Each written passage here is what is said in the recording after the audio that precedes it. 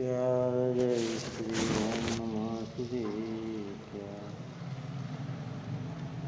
ओम जय जय जय नमस्तु नमस्तु नमस्तु। मंगलम भगवान वीरो मंगलम गणि मंगलम कुंद कुंदाभ्यो जयनास्तु सर्वमंगल मांगल्यम सर्वकल्याणकारणं प्रधानं सर्वधर्माणां जैनं जयतु शासनं जैनं जयतु शासनं जैनं जयतु शासनं। नमः समय साराय स्वानुभूतिया प्रकाशिते चित्स्वभावाय भावाय सर्वभावान्तरचिते सर्वभावान्तरचिते सर्वभावान्तरचिते।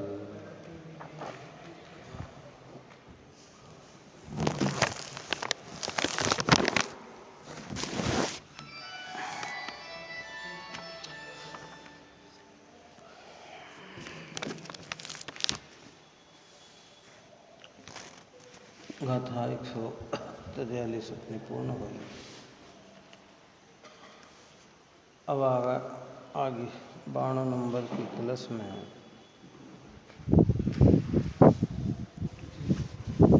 अमृतचंद्राचार्य भगवंत ये कहते हैं कि आत्मा ऐसा अनुभव करता है, जो सारे ही नए पक्ष के टूट जाते हैं और एक चीज सामान्य में जीव रम जाता है, उसका अनुभव कैसा होता है वो बात यहाँ कहते हैं। Class number 92। मैं हूँ वह चित्त पुंज की भाव भावमय परमार्थ से एक सदा विचल स्वभावमय जनित यह बंध पद्धति करो पार में नित अनुभव करो कि चिन्मय समय सार में।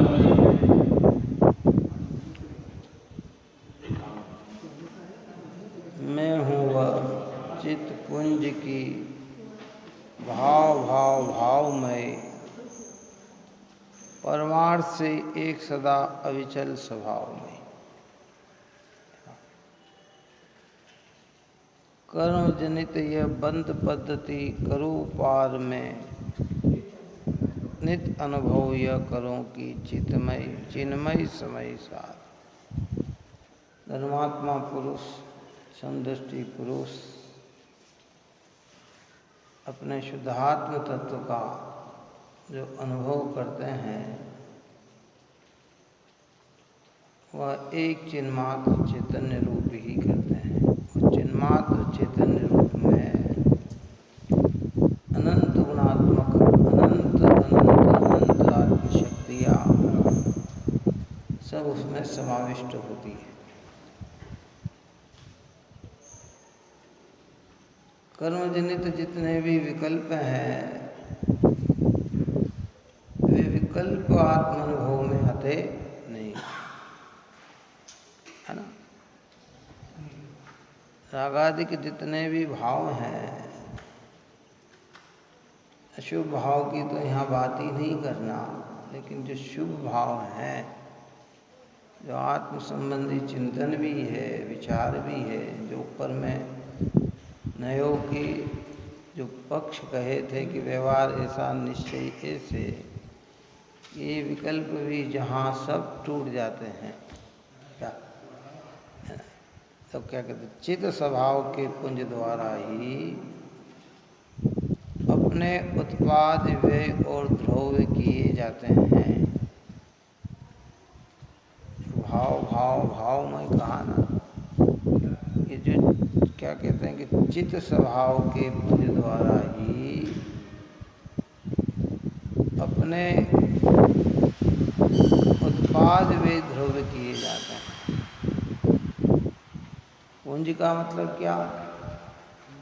इकट्ठापन। आत्मा में अनंत, हमारे वहाँ लिखा ना, अमूर्तिक प्रदेशों का पुंज।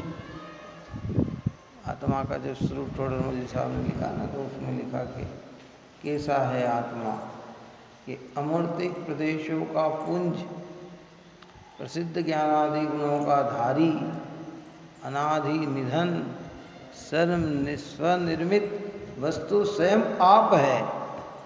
तो यहाँ ऐसे कहते कि चित्त स्वभाव के पुंज द्वारा ही अपने उत्पाद व्यय और द्रव्य किए जाते हैं, ऐसा जिसका परमार्थ स्वरूप है। तो बहुत मार्मिक बात है।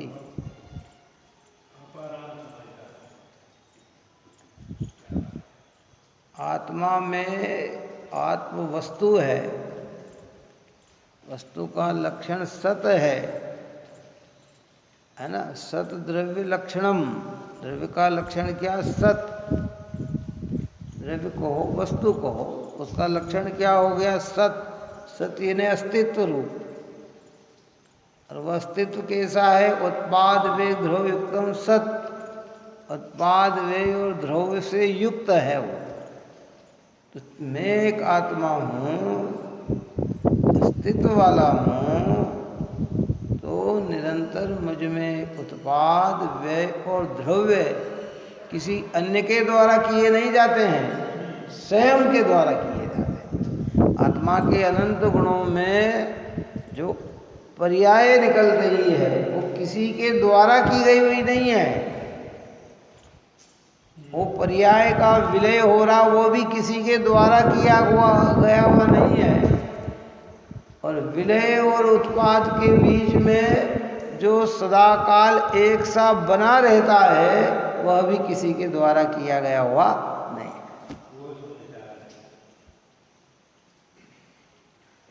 ऐसी वस्तु की अनुभूति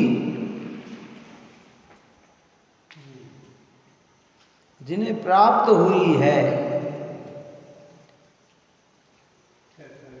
वह समय के सार को प्राप्त हुआ है।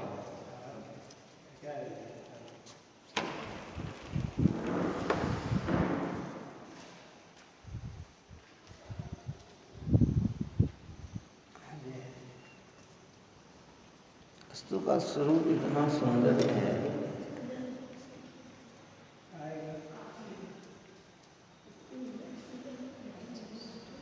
शब्दों से वस्तु को समझाई को जा सकती है,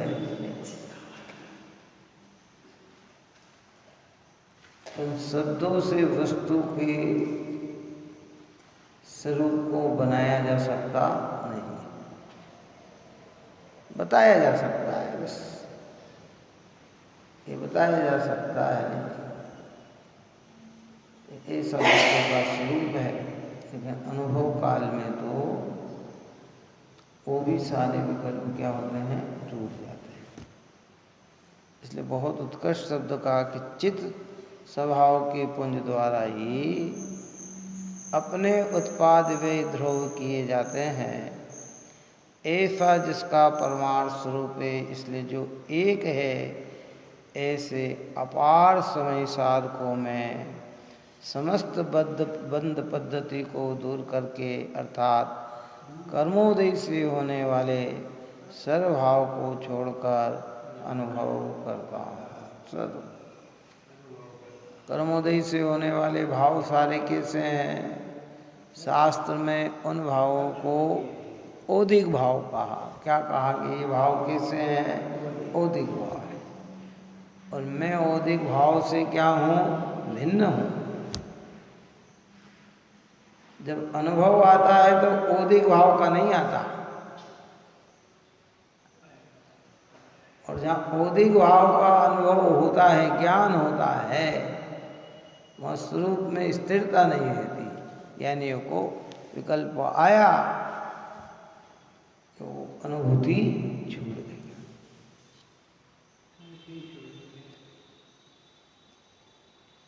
अपने उत्पाद का देखो इसमें कितना अकर्तृत्व, क्योंकि अब कर्ता कर्म अधिकार का अंतिम चरण है। और इसमें कर्ता कर्म संबंधी विरामता दी जाएगी, समझ में आना चाहिए। मैं चैतन्य आत्मा निरंतर अपना उत्पाद, अपना व्यय और अपना द्रव्य, मेरे भाव मुझसे ही है, किसी अन्य से नहीं है। भाव का अभाव भी है तो वो स्वयं से है, किसी अन्य से नहीं है। और बना रहता हूं तो वो भी मैं स्वयं से ही हूं, किसी अन्य से नहीं। तो हम अन्य के कार्य भी नहीं और कारण भी नहीं, जिसकी चर्चा अपन ने ऊपर में की थी कि आत्मा के अनंत गुणों में, अनंत शक्तियों में एक अकारण अकार्यत्व नाम की भी शक्ति है। ये किसी का कारण नहीं है और किसी का कार्य भी नहीं है। ये जो बार बार जो परिणाम आ रहे हैं ना, जो परिणति हो रही है ना, ये किसी के द्वारा नहीं हो रही। कर्मोदय तो निमित्त रूप में है, परिणति कहाँ से आ रही है कि स्वयं में से आ रही, स्वयं में से आ रही। वस्तु की एक एक पर्याय हमारी सुनिश्चित ससमय पर उपलब्ध हो रही है। निमित्तों से कहेंगे इनको देखने से ऐसे भाव हो गए, इनको करने से ये भाव हो गए, ये होने से ये हो गया, कि ये निमित्त की चर्चा है। पर परमार्थ से देखा जाए तो आत्मा स्वयं चैतन्य चिन्ह पुंज है, अनंत गुणों का धारी है। और अनंत गुणों का धारी होने से स्वयं ही उत्पाद व्यय ध्रुव स्वरूप है। क्या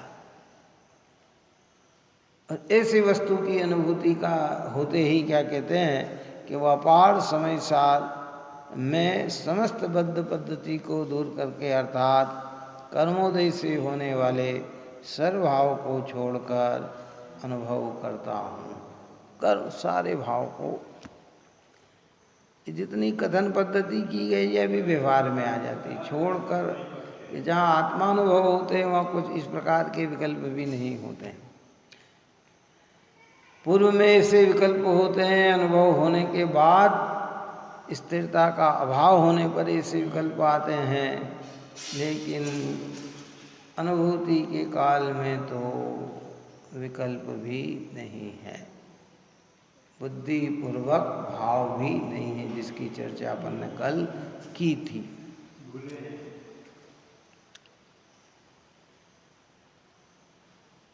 भावार्थ में कहते हैं कि निर्विकल्प अनुभव होने पर जिसके केवल ज्ञानादि गुणों का पार नहीं है, ऐसे समय सार रूपी परमात्मा का अनुभव ही वर्तता है। मैं अनुभव करता हूँ ऐसा भी विकल्प नहीं होता, ऐसा जानना। कैसा? मैं अनुभव करता हूँ, मुझे अनुभव करना है, अनुभव के काल में ऐसा विकल्प भी नहीं है। विकल्पों में अनुभूति नहीं और अनुभूति में विकल्प नहीं। अनुभूति पुरुष को विकल्प हो सकते हैं, अनुभव के काल में विकल्प नहीं है। मुनिराज जब अनुभव करते हैं तब निर्विकल्प है। अब वो एक बार अनुभव हो गया, वो अनुभूति पुरुष ही कहलाता है। क्या कहलाता है? कौन है कि अनुभूति पुरुष है। अब वो बाहर जब विकल्प में आते हैं तो विकल्प होते हैं, पर जब वो अंतरंग में डुबकी लगाते हैं तो वहाँ मैं अनुभव करता हूँ, मुझे अनुभव करना है, ऐसे विकल्प भी वहाँ नहीं है। और इसी का नाम पक्षातिक्रांत है। यही समय सार है, यही शुद्धात्म अनुभूति है और यहीं से मोक्ष मार्ग की शुरुआत है।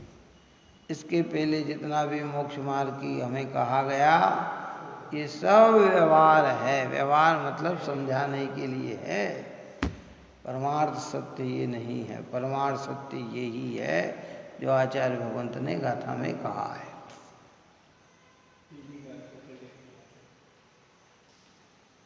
उत्पाद अर्थात द्रव्य में नई पर्याय की उत्पत्ति का नाम उत्पाद, व्यय अर्थात उस पर्याय के विलय का नाम व्यय, और दोनों परिस्थिति में सदाकाल बना रहे उसका नाम द्रव्य। कोई सी भी वस्तु उत्पाद वे द्रव्य रहित नहीं है, द्रव्य सहित ही है। बस अंतर इतना है कि जगत की 5 वस्तुएं अपने उत्पाद वे द्रव्य को जानती नहीं, समझती नहीं, और ये चेतन आत्मा ऐसा है कि ये अपने उत्पाद वे द्रव्य को समझ सकता है। जगत की 5 वस्तु अपनी सत्ता से परिचित नहीं है। हमें जिनेंद्र भगवान ने, जिनवाणी माता ने हमें अपने सत्ता से परिचित कराया, जीव को जीव से परिचित कराया है। शक्ति दीनी है, परिचित कराया। हाँ, हमें ये ताकत है कि हम अपने चित्त स्वरूप को समझ सके, उत्पाद वे ध्रुव को। अभी इसमें भी उत्पाद वे ध्रुव निरंतर हो रहा है, लेकिन इसके ख्याल में नहीं है। हमें उत्पाद वे ध्रुव हो रहा, हमें ख्याल में आ रहा है। अगर दिनागम का अभ्यास हो तो विकल्प में जानेगा, और अनुभव का हो तो निर्विकल्पता का वेदन होगा।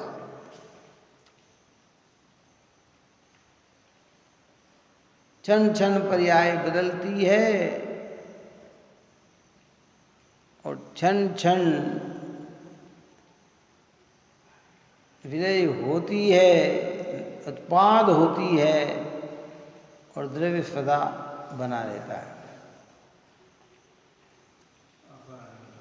मैंने कहा था ना युगल जी की भाषा में कि यह पर्याय स्वभाव की वह तो सदा बदलती रहती है, आता नव उत्पाद पुराने व्यय को पाती रहती है। द्रव्य सदा ध्रुव होकर रहता उसकी अक्षय सत्ता है। ब्रह्मा विष्णु महेश यही उत्पाद वे ध्रुव सत्ता है। यही ब्रह्मा, यही विष्णु और यही महेश। संसार में ब्रह्मा विष्णु महेश भगवान को कहा। हमारे यहाँ क्या कहते हैं, ये वस्तु का स्वरूप ही ऐसा है। ब्रह्मा यानी उत्पन्न करने वाला, त्रिकाल।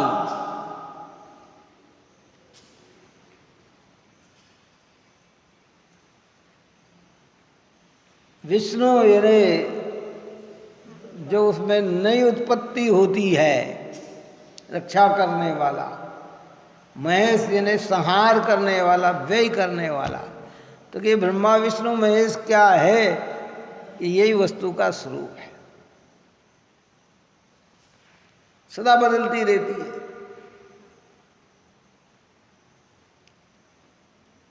आप हम समझे या न समझे, निमित्त कारण उसमें काल द्रव्य कहा जाता है।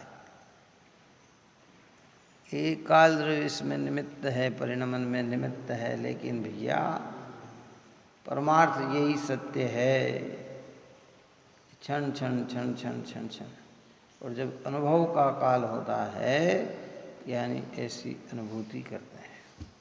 जिसको जिनवाणी माता में लिखा वैसा ही अनुभव होता है। आज समझ में आई?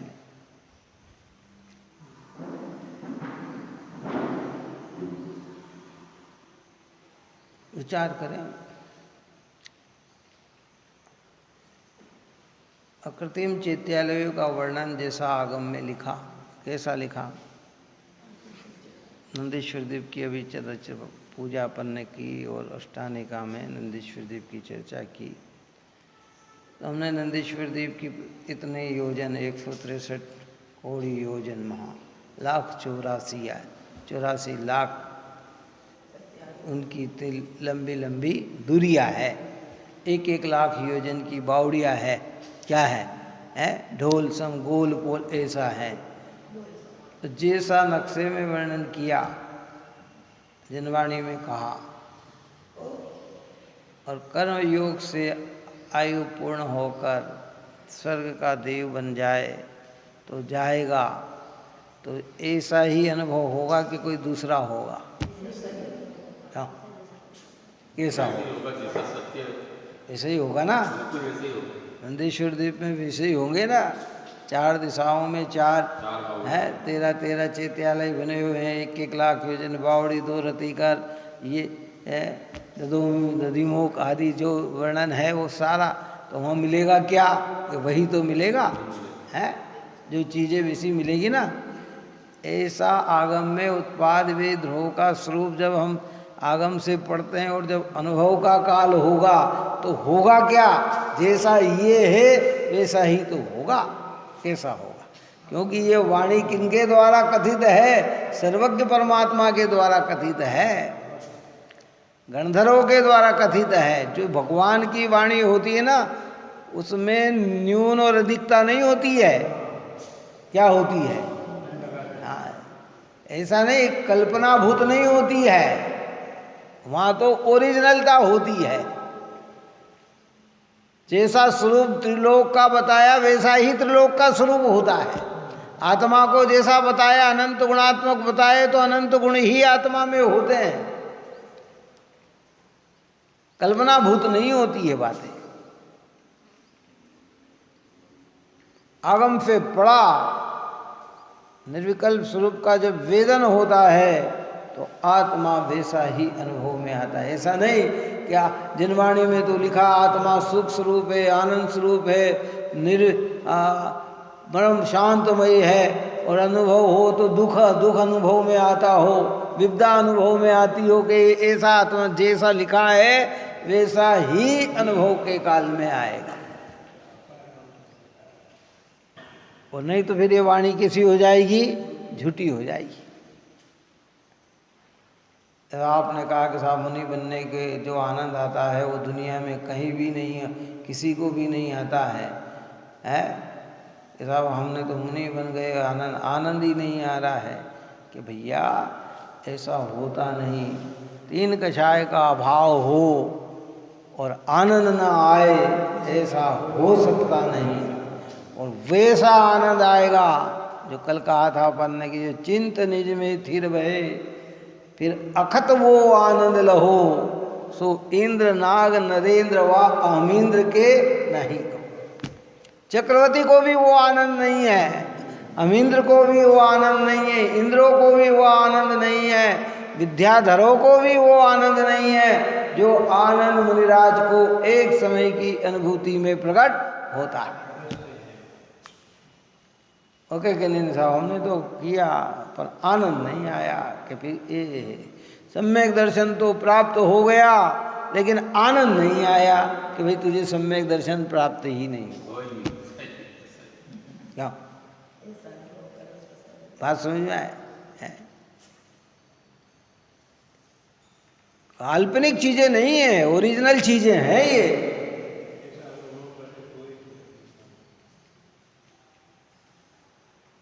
कमियां हमारी तरफ से हो सकती है, वस्तु में कमी नहीं होती है।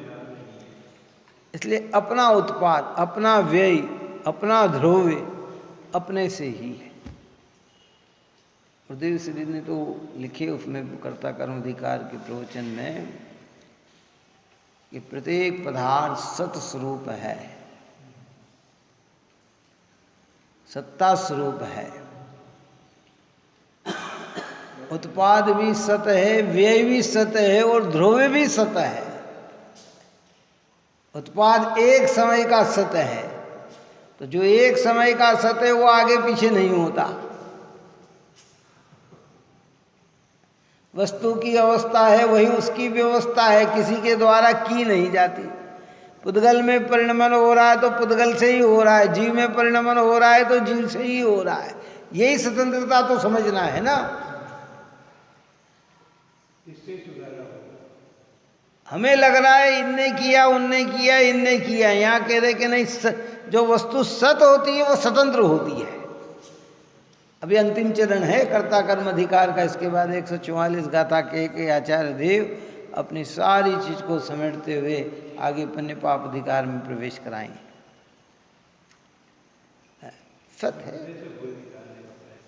ये। आप जो सुन रहे हैं ये भी अपनी स्वतंत्रता से, ये सुना रहे हैं ये भी अपनी स्वतंत्रता से, ये भाषा निकल रही ये भी अपनी स्वतंत्रता से।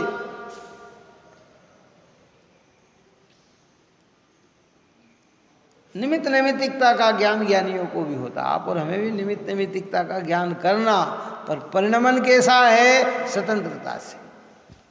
जो नहीं सुन रहे हैं वो भी अपनी स्वतंत्रता से। बात ही समझ में नहीं आई।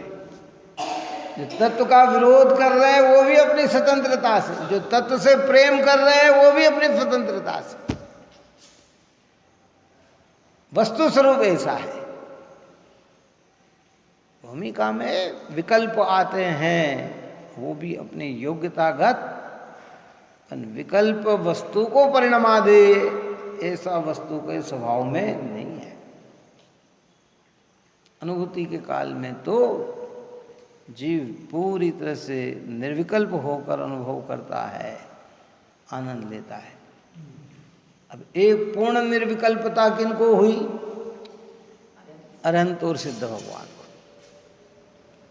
पूर्ण निर्विकल्प। वहाँ आत्मा के अनंत ज्ञानादि गुण सब प्रकट हो गए, व्यक्त हो गए, पर्याय में उछल उछल के आ गए हैं।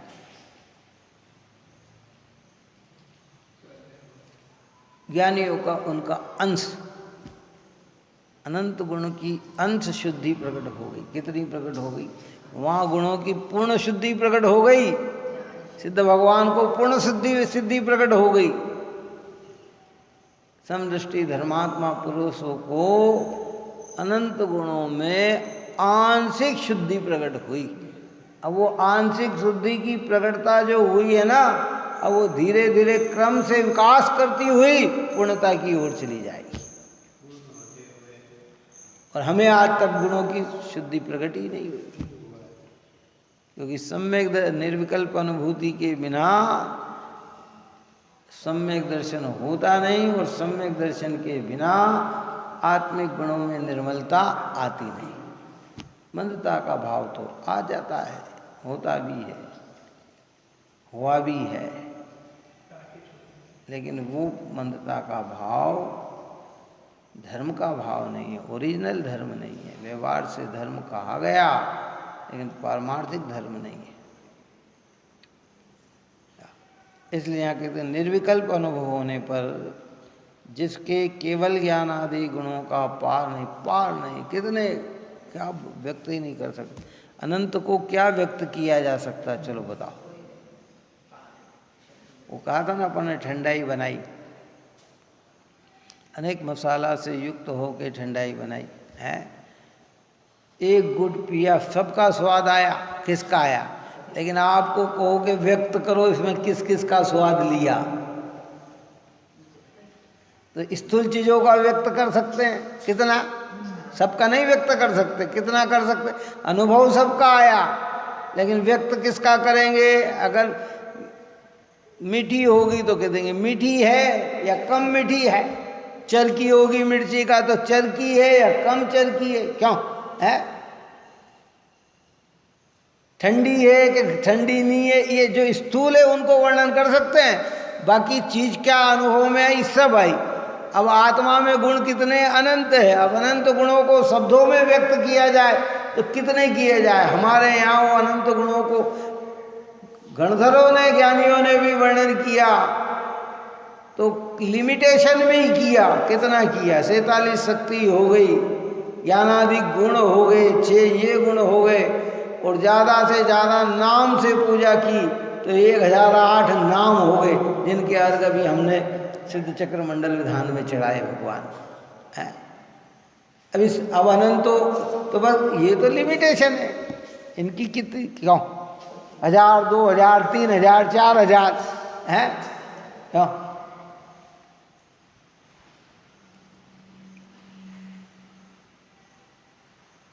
सिद्धों में जितने गुण पाए गए उतने अर्घ अपन ने समर्पित किए। स्थूल तो गुण तो अनंत है, उसमें ही लिखा ना कि भैया ये तो स्थूल की बात है कि 8 चढ़ाए 16 चढ़ाए 32 चढ़ाए 64 चढ़ाए, हाँ 128 चढ़ाए 256 चढ़ाए 512 चढ़ाए और अंतिम 1024 चढ़ाए।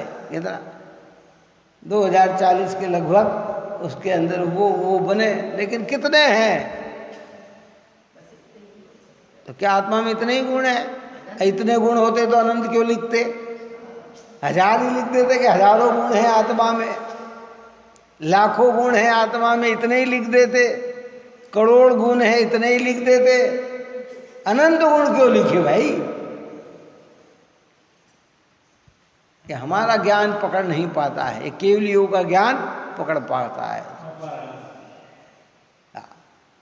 इसलिए केवल ज्ञान आदि गुणों का पार नहीं, ऐसे समय सार रूपी परमात्मा का अनुभव ही वर्तता है।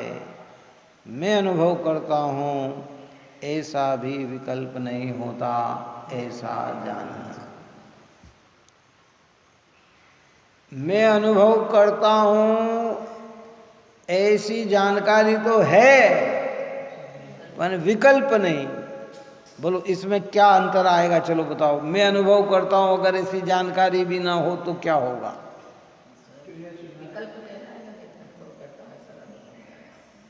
बहुत ढंग से जवाब दो इसका। मैं अनुभव करता हूँ, मुझे अनुभव आया, अनुभव में आ रहा है, अगर ऐसी जानकारी भी ना हो, विकल्प तो नहीं होता, पर अगर ऐसी जानकारी भी ना हो तो क्या होता? अरे आत्मा जड़ हो जाता। हाँ जड़ हो जाता। जानकारी नहीं है तो फिर तो जड़ हो गया। जो अन्य मत मानते शून्यत्व है आत्मा, शून्य हो गया, कुछ भी नहीं है, ऐसा हो जाता।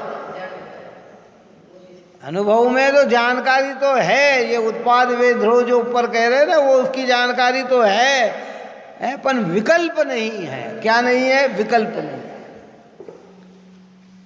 सकल गे गायक तदपि निजानंद रसलीन। क्या सारे जानकारी सबकी है लेकिन विकल्प किसी भी प्रकार का नहीं है। ऐसे चौथे गुण स्थान में जब अनुभूति होती है ना, अनुभव में तो आ रहा है लेकिन विकल्प नहीं है।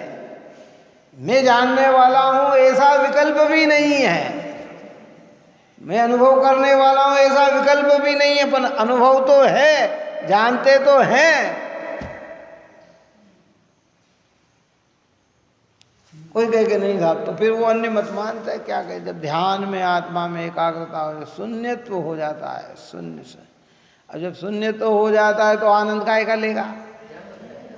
बोलो शून्य हो गया तो क्या आनंद लेगा? तो ऐसा आत्मा बनना है हमें, ऐसे भगवान बनना है। एक कहते सिद्ध बन जाने के बाद भैया क्या? अरे भाई सिद्ध बन जाने के बाद प्रति समय अनंत आनंद का भोगता है, पर आनंद भोगूं ऐसा विकल्प नहीं है। हाँ और हाँ आनंद आनंद आनंद पर्याय में उछल उछल कर आनंद आता है, उछलता है।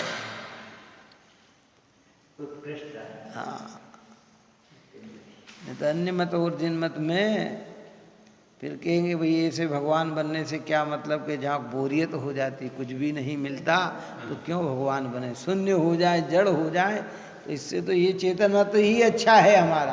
क्यों? जैसे ये जड़ हो गया ना, अब इसे सुख दुख का अनुभव नहीं है, किसे नहीं है, तो ये क्या आनंद भोग रही है? कुछ भी नहीं है। अगर हम ऐसे जड़ हो जाए तो फिर जीवन का मतलब क्या है? अरे वो आनंद कि जो वेदन में तो पूरा आ रहा है लेकिन विकल्प किसी भी प्रकार का नहीं है। यही तो जैन धर्म की महानता है भाई, यही जैन धर्म की विशेषता है। अन्य मत और जैन धर्म की जब भेदता करते हैं ना, तो ये विशेषता लेके आते। ये कहता है कि देखो उसमें ऊपर में लिखा ना, उत्पाद वे ध्रुव सत्ता रूप। अन्य मत में हमारी सत्ता ही नहीं है। किसकी? अपना अलग से अस्तित्व नहीं है। हाँ, ये तो उसके सत्तात्मक बनाने वाले भगवान और समाने वाले में भी भगवान। तो हम तो अपने से अलग से ही रह गए, एक बिल्कुल हमारी कोई सत्ता ही नहीं है। और यहाँ कह रहे हैं कि नहीं, तुम्हारी चित्त स्वभाव हो, तुम सत्ता स्वरूप हो।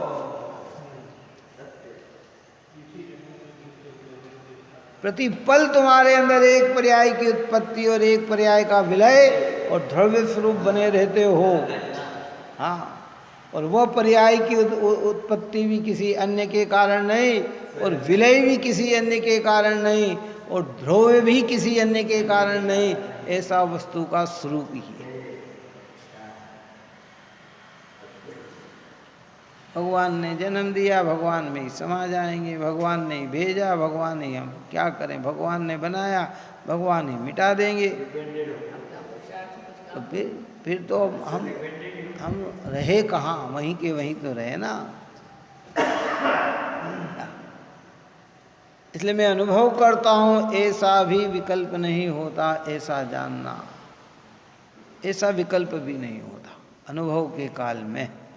और अनुभव से बाहर आए कि मुझे अनुभव करना, स्थिर होना, ऐसा विकल्प फिर आएगा। छठे गुणस्थान से सातवें गुणस्थान में जाते हैं तो विकल्प को तोड़कर, अरे नहीं नहीं, अब ये मेरा रहने का स्थान नहीं, मेरे रहने का स्थान तो अंदर है, ऐसा समझकर अंतर्मुख होते हैं। और जब अनुभव आता है तो वो विकल्प भी टूट जाता है। क्यों? बताओ, हम घर में रहे और बाजार में गए, घर से घर में रहे तो मैं घर में रहूं, ऐसा विकल्प आता है कि घर के में रहकर अपनी मस्ती में मस्त रहते हैं। बताओ, लेकिन बाहर गए तो फिर विकल्प कहाँ का आता है? घर में जाएं तो बाहर से घर में आए तो फिर कैसा हो गए? अब खत्म, अपने फ्री आ गए अपने घर में, अब खत्म बात है। और फिर काम के लिए बाहर निकले, अंदर में स्त्री ने कोई काम आया, फिर बाहर चले गए तो विकल्प में फिर आ गए। तो फिर कहीं भी गए, चाहे इंदौर जाए, चाहे रतलाम जाए, चाहे बम्बई जाए, चाहे विदेश जाए, नहीं नहीं मुझे तो जाना है। 8 दिन हो गए, अब तो मुझे घर जाना है। 10 दिन हो गए, अब तो मुझे घर जाना है। ऐसे मुनिराज थोड़ी देर के लिए बाहर आए, अरे भैया आधा घंटा हो गया, अब तो मुझे अंदर जाना है। पौन घंटा हो गया, अब तो मुझे अंदर जाना है। उत्कृष्ट का तो एक मुहूर्त ही 48 मिनट में तो उन्हें किसी भी तरीके से निर्विकल्पता में आ ही जाते हैं। जो हम सहजता से कहते हैं, ऐसा एक सहज ही योग बनता है कि वे आ ही जाते हैं।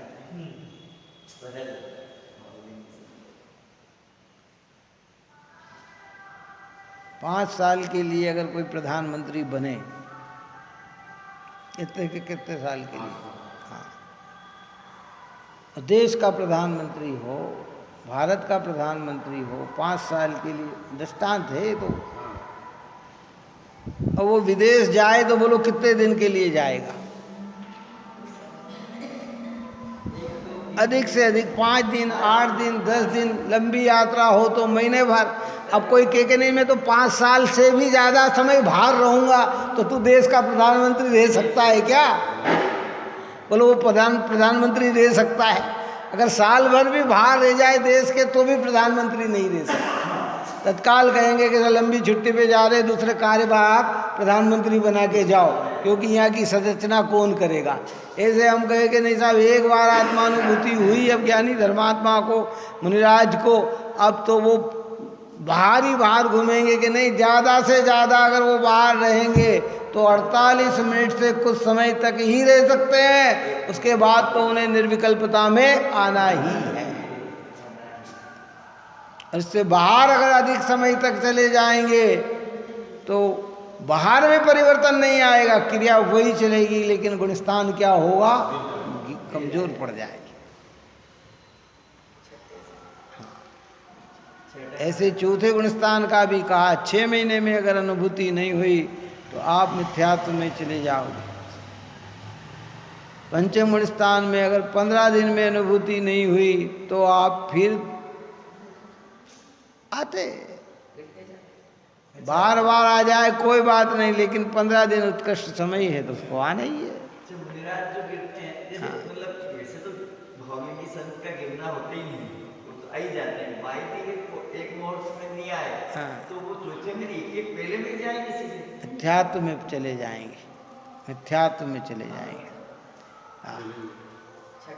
फिर पुरुषार्थ बढ़ा के, फिर पुरुषार्थ बढ़ाकर आगे चले जाएं, लेकिन उसकी एक मर्यादा है, क्योंकि ये जितनी पहले में वही आएगा जो उपसम सम्यक्ति होकर मुनि बना है।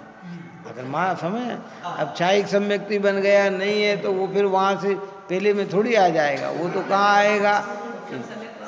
लेकिन वो होता ही नहीं है ना, जिसको ऐसी दशा हो जाती वो एक मुहूर्त के अंदर निर्विकल्प का भोग करते ही है, भले वो एक क्षण के लिए करे, कितने क्षण के लिए, एक क्षण के लिए करे और आ जाते हैं।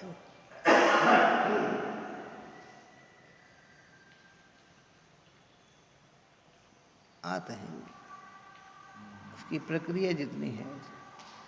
अब ये सब आगम की कथनी है, अपने को तो इस विषय में कि समझना है। इसलिए ये जो प्रतिपल उत्पन्न हो रही है ना, ये पर्याय भाव आ रहे हैं जा रहे हैं, आ रहे हैं उत्पाद, जा रहे हैं व्यय। एक भाव एक समय से ज़्यादा रहता नहीं, ऐसे एक पर्याय एक समय से ज़्यादा रहती नहीं। पर्याय में ही उत्पाद, पर्याय में ही व्यय, और द्रव्य सदा बना रहता है, द्रव्य सदा बना रहता है। एक समुद्र में से एक लहर आ रही है, एक लहर जा रही है, समुद्र बना है। सरिता कहो, समुद्र कहो,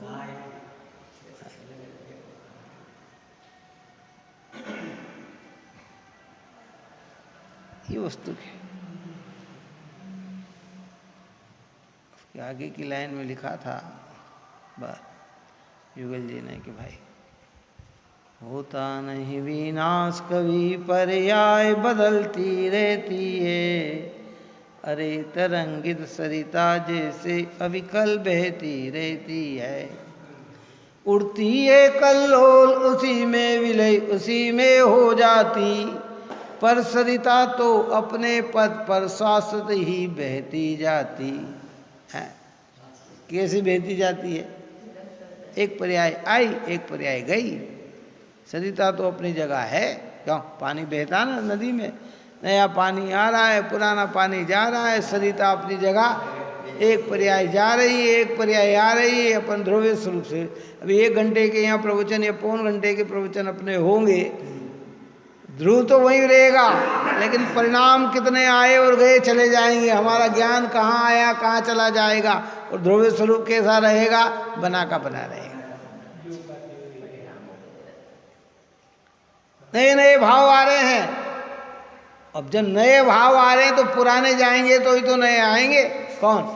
कतार होते हैं ना, कतार लंबी कतार होती है, तो एंट्री एक एक करके, वो निकलते भी एक एक करके हैं। इधर से एक निकला, इधर से एक आया, इधर से एक निकला, एक आया, और वो कतार कैसी बनी है? बनी की बनी हुई है, जो जगह है वो बनी की बनी हुई है। ऐसे यहाँ कह रहे क्षण क्षण तो भाव बदलते हैं। पर्याय की समय सीमा ही एक समय की है, एक समय से दूसरे समय रे ऊपर में अपना चला था ना कि एक समय में 2 कार्य 2 काम नहीं हो, 2 कार्य नहीं होते, 2 पर्याय नहीं होती है, और 2 समय में एक पर्याय नहीं होती। पर्याय तो होती एक समय में एक ही है, पर्याय एक जैसी हो सकती तो क्रम क्रमानुसार। अब सिद्ध भगवान की एक जैसी पर्याय शादी अनंत काल तक चलेगी। नवीनीकरण कुछ नहीं आना है, ऐसा नहीं आना सिद्ध भगवान में कि आज आनंद आया, कल इससे बढ़ के आनंद आएगा, परसों इससे बढ़ के आनंद आएगा, फिर थोड़ा कम पड़ जाएगा, फिर थोड़ा कम पड़ जाएगा, फिर पोजीशन पर आएंगे तो ज़्यादा हो जाएगा। ऐसा नहीं, वह कंटिन्यूस एक धारावाहिक निर्मल निर्मल निर्मल निर्मल पूर्ण लेके, क्योंकि वो अपूर्ण नहीं है, अपूर्ण हो तो सिद्ध हो नहीं सकते, अपूर्ण हो तो अरिहंत नहीं हो सकते, अभी और विकास बाकी बचा हो तो अनंत सिद्ध नहीं हो सकते। विकास तो नीचे की पर्याय से ऊपर में होता है, पूर्ण पर्याय में विकास अब थोड़ी पूर्णता हो गई, अब इससे ज़्यादा क्या, पूर्णिमा का चंद्रमा प्रकट हो गया, अब इससे ज़्यादा विकास क्या होगा उसके अंदर? कि नहीं साहब वो अब 16वां दिन आएगा तो इससे और बड़ा होगा, कि फिर इससे बड़ा होता तो इसका नाम पूर्णिमा नहीं रखते। पूर्णिमा नाम दिया इसका मतलब वो पूर्ण रूप है, भगवान को पूर्ण सुखी कहा। अब इससे अधिक सुख भगवान को नहीं प्रकट होना है।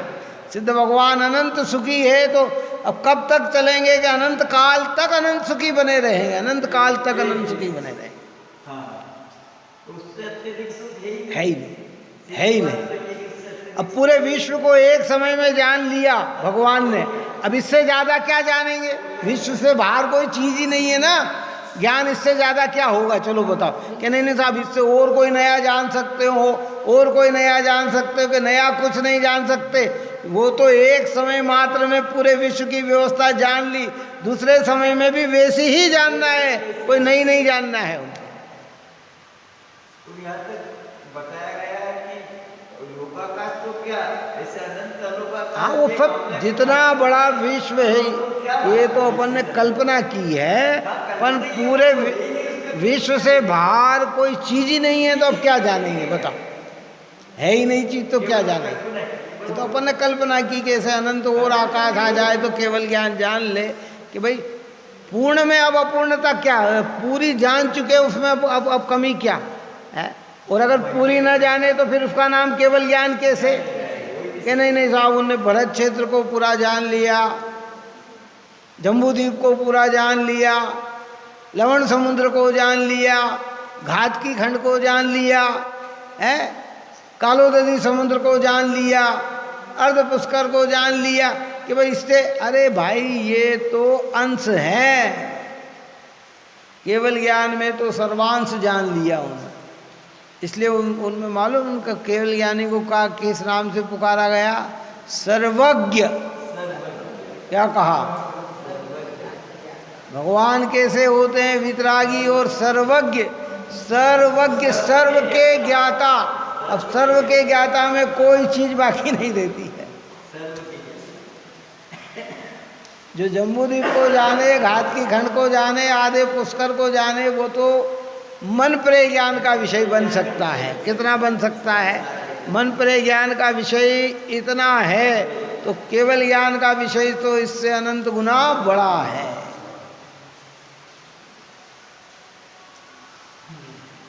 हमें विचार करना चाहिए बात।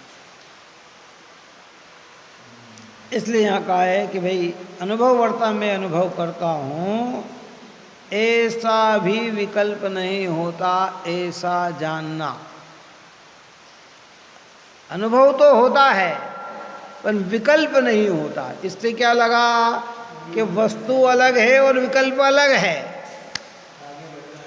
विकल्प कर्माधीन है और अनुभव स्वाधीन है।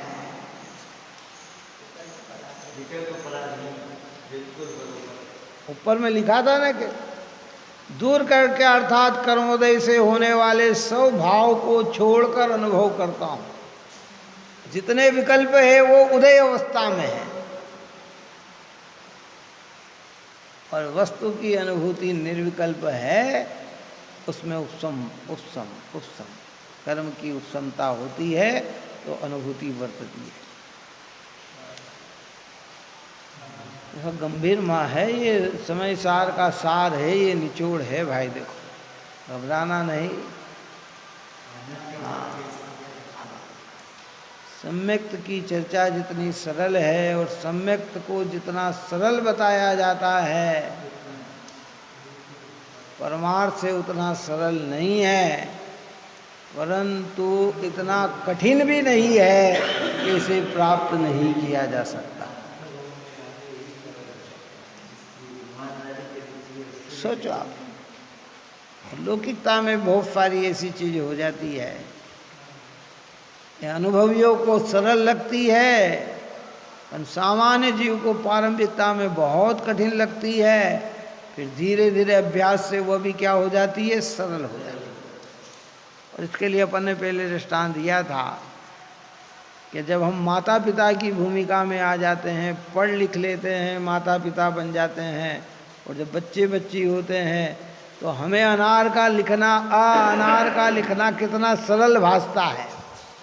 बच्चा कहता अनार लिखना, अरे भाई इतना सा तो है बेटा, देखो यूँ करो ये करो, अनार का लिख दिया, अनार का हो गया, आम का हो गया। और वो करते करते थक जाए, मम्मी नहीं लिखा रहा, अरे इतना सा तो है, अरे हमारे लिए इतना सा है, उसके लिए कितना सा है, हमारे लिए कितना सा हो गया, चलो बताओ। हम तो कह रहे बस ये, अरे बस बेटा इतना सा यूं करके यूं घुमाना, ऐसे ये लाइन डंडा खींचना, ये अनार का बन जाएगा। और उसको इतना लिखने में 2 दिन भी लग सकते हैं, 5 दिन भी लग सकते हैं, और कमज़ोर हो तो महीना भर भी लग सकता है, कितना लग सकता है। लेकिन सतत घोटता रहेगा तो क्या होगा। ऐसे आत्मानुभूति ज्ञानियों को बहुत सरल है, बस ऐसे परद्रव्य प्रभाव से भिन्न चिन्मात्र चैतन्य ज्योति मैं हूँ, ऐसी निर्विकल्पता का अनुभव करो, सम्यक दर्शन हो जाएगा।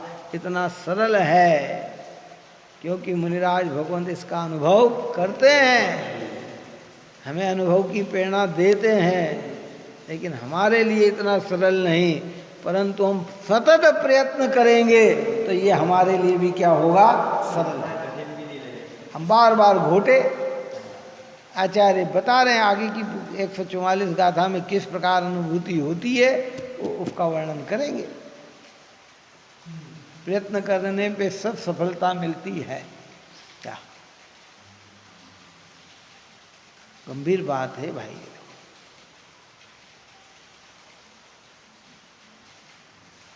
गुरुदेव श्री की वाक्य में कहें तो भाई देखो, गुरुदेव श्री ने, क्योंकि उनके श्रोता जो थे ना, इतने श्रोता थे उनकी सभा में हजारों व्यक्ति बैठते थे। कितने बैठते थे ना, घर छोड़ छोड़ कर लोग खाली उपदेश सुनने आते थे, निवृत्ति ले लेके उपदेश सुनने आते थे। और कई तो पूर्व पक्ष के पक्के क्रियाकांडी थे। क्रियाकांडी का मतलब क्या, बाहर से सारे धार्मिक आचरण करते थे, सब करते थे, पूजा भक्ति दया दान, ये तो शुभ में तो लगे हुए ही थे ना। है अनुभव कैसे होता है इसकी चर्चा उन्होंने की, और उसी को धर्म बता देते तो कोई भी जीव सम्यक्त की ओर नहीं जाता। कुंद आचार्य ने, अमृतचंद्र आचार्य ने, भगवंतों ने, सबने एक ही प्रेरणा दी है। और वही बात चल रही है, आप और हम बस इसी भारी कार्य में इतने संतुष्ट हो गए, पुण्य के कार्य में संतुष्टि तो हो गए कि निर्विकल्पता का अनुभव करने का पुरुषार्थ नहीं कर रहे। हमें ये लग रहा है बस यही, पर भाई शुभ भाव भी कहाँ ले जाएगा। शुभ करने का निषेध नहीं है, हो अपेक्षा से सब बात समझना। प्रकरण बस बात है, क्योंकि अपना गाथाएं जो चल रही है वो एक उच्च क्वालिटी की गाथा है। हाँ, गाथा पाठ में तो वही कहा जाएगा जो इसका मर्म है।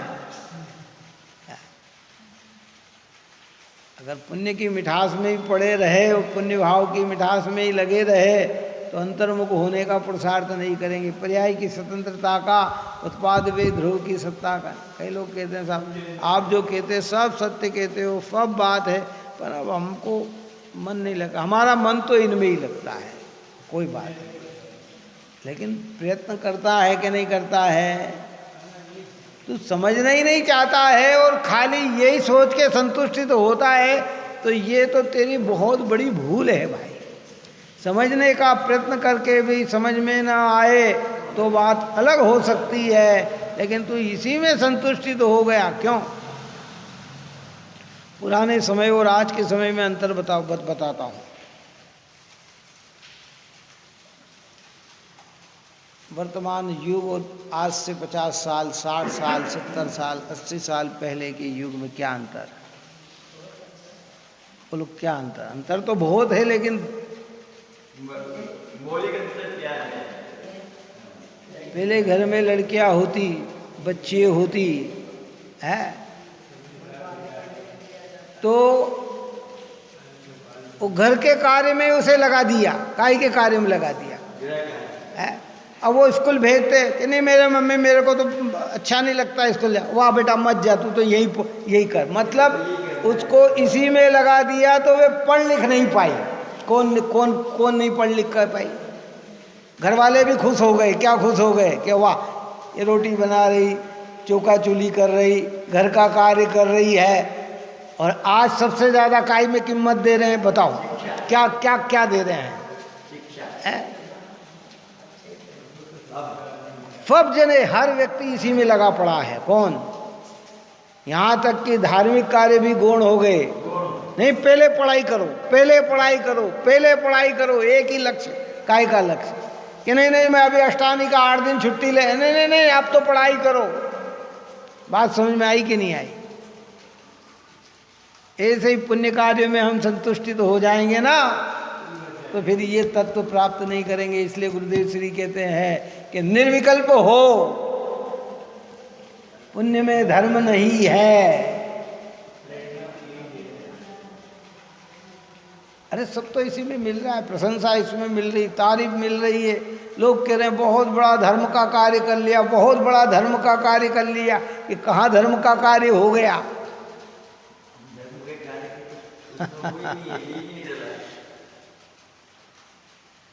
ये व्यवहार है, कथन किया जाएगा, लेकिन अगर संतुष्टित आ गए तो आचार्य हमें कहेंगे कि भैया।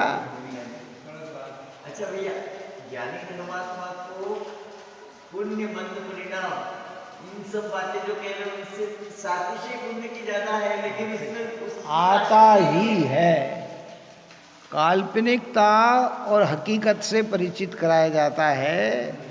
काल्पनिक सुख में ही सुख मान लिया तो हकीकत सुख तक नहीं पहुंच पाता है, इसलिए उससे भी उदासीन कराकर हकीकत सुख तक लाया जाता है। कार्य मिल गया। बहुत सारी प्रक्रिया ऐसी जहाँ पर हमें बन जाती है। आज सुबह उठे, देखो हमने भगवान की माला जाप कर ली, नमोकार मंत्र बोल लिए, आए भगवान के चरण स्पर्श कर लिए, अभिषेक कर लिए, पूजा कर ली, भक्ति कर ली, आपकी स्वाध्याय सुन ली, घर गए भोजन करने में ये छोड़ दिया, ये त्याग दिया, ये कर दिया है।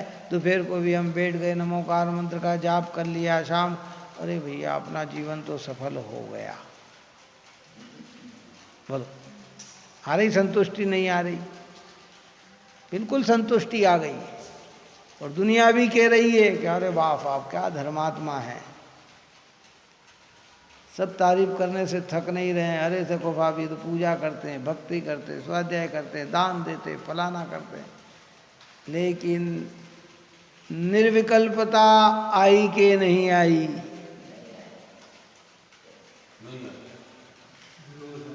अपने उत्पाद वे ध्रुव स्वरूप अनुभव में आया कि नहीं आया?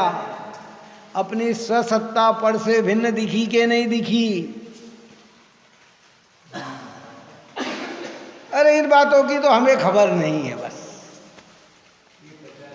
तो ये समय सार का सार ही है। कर्ता कर्म अधिकार में कर्ता कर्म बुद्धि टूटे हमारी। समय बहुत हो गया। इस प्रकार की चर्चा यहाँ की है।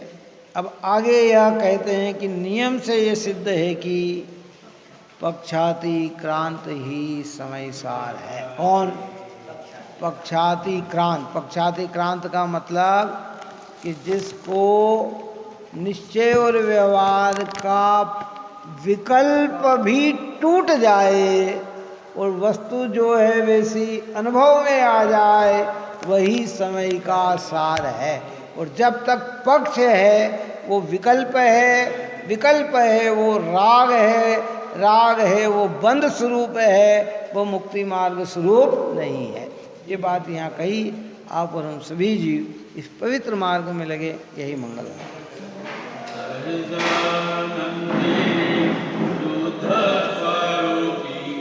अविनाश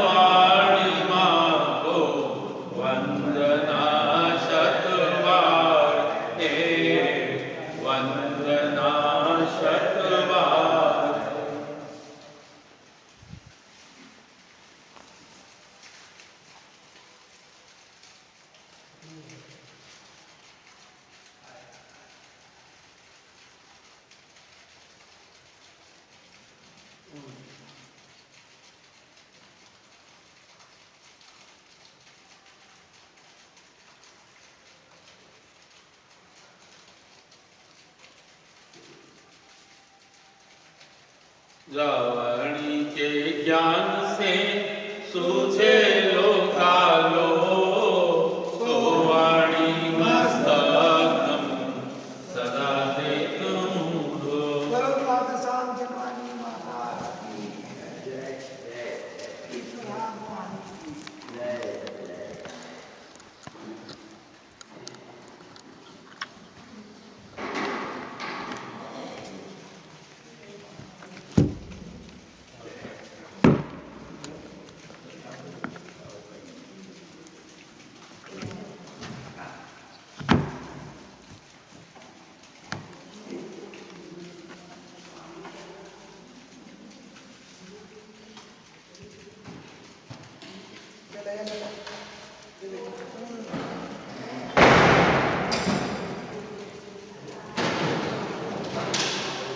Opa,